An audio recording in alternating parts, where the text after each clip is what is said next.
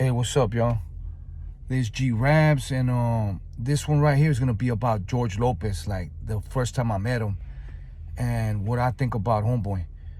So, first time I met him was right there in Glendale. There was like a sound stage, like facility where Cedar Park Studios had rented out, and they were doing like all the casting for the tax collector was happening here. We're doing rehearsals there. Like a bunch of the shit was going on in there, you know. As a matter of fact, we did the table read for the tax collector there.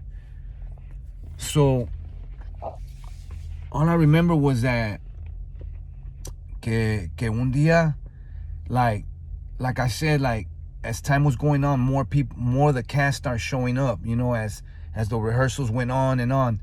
Like at first it was just me, Bobby, Cynthia, Cheyenne, and then then later fucking Shia pulled up, and then then fucking Chelsea pulled up, and then Noemi pulled up, and then little by little the whole cast, pues empecé a conocer a todos. So I remember this one day, fucking Lana was already there. And then like we were in the this like the cafeteria where like everybody gets, we have lunch and shit like that. So they had these like long tables, and they had a back door to it. And then the front door is like in the hallway that leads to all the other rooms and shit. So, we're right there, and there was already like word that George Lopez was gonna pull up. So all of a sudden a dude walks right through that door. I don't know if it was his fucking agent, his fucking manager, or his fucking driver, or his bodyguard, I don't know. And then right behind him, entra el pinche George Lopez. So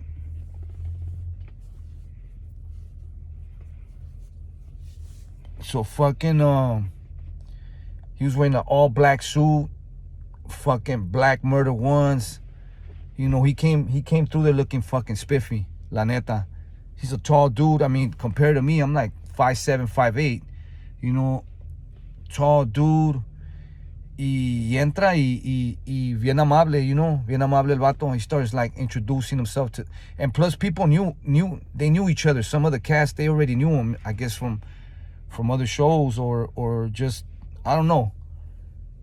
So entonces I was like the last guy, so me seeing him, I was kind of like low-key a little bit like starstruck, almost like when I seen Shia.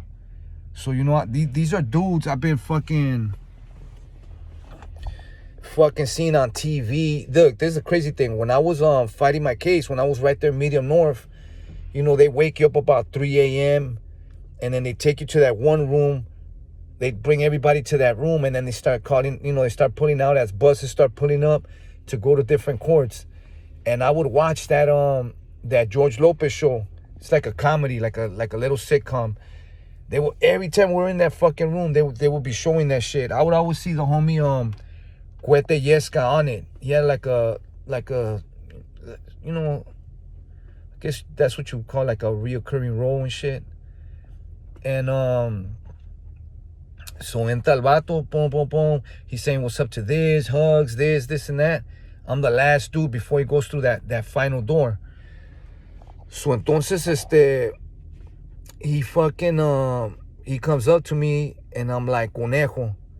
And he shakes my hand, and he's just like, oh, okay, you the one. So I guess he already had read the script. He knew what was gonna happen to him, what I was gonna do to him. So, but he, like I said, homeboy was cool as fuck. He was chill. He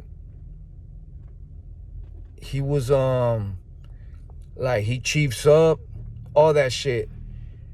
And so that's how I met him.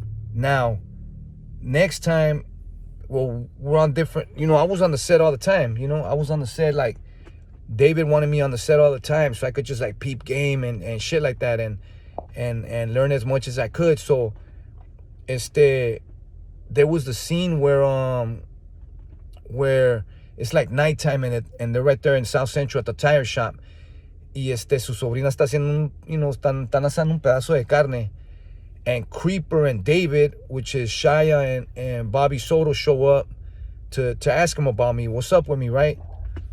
And so I was right there, and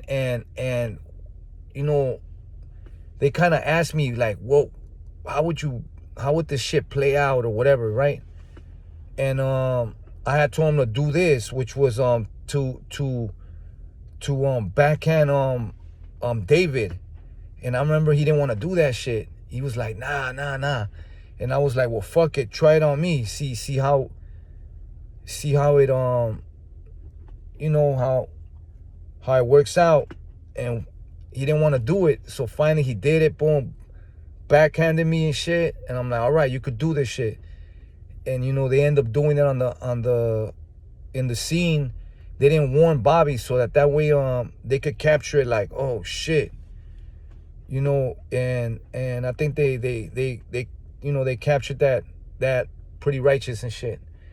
But like I said, like, homeboy's always been cool as fuck with me, even at the premiere when we're over there at that drive-in, because the tax collector premiere was at a drive-in because of this whole fucking COVID bullshit,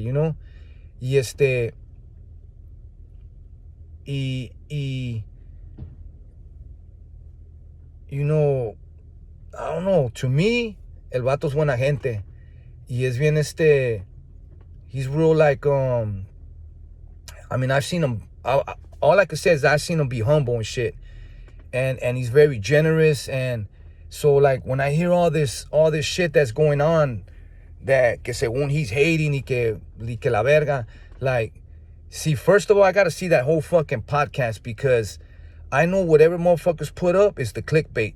Like, and they always do that shit. They take a little piece and they spin that shit and they take it out of context. So I gotta see what was said before it and what was said after it, so that I could give my opinion on it, But other than that, all I gotta say that homeboy's cool. He never came at me sideways. He never came at me like, I'm here, you down here, or nothing like that. Like, he just came at me like, honestly, he even shared some game with me and shit, and like, put me on some game, like some Hollywood shit. So again, to everybody out there, shout out to the homie George Lopez, shout out to the homie Momo, and the whole fucking cast and crew, the tax collector and shit, because that's where I met him, and that's been my only experience with homeboy, and y la neta, if I would have texted that fool right now, that fool would reply to me, because I've done it before, he'll reply to me and like some shit. Who knows, a lo mejor ya se olvidó de mí, but like I said, this is my little spill on my encounter with George Lopez, G-Raps, SK Mob.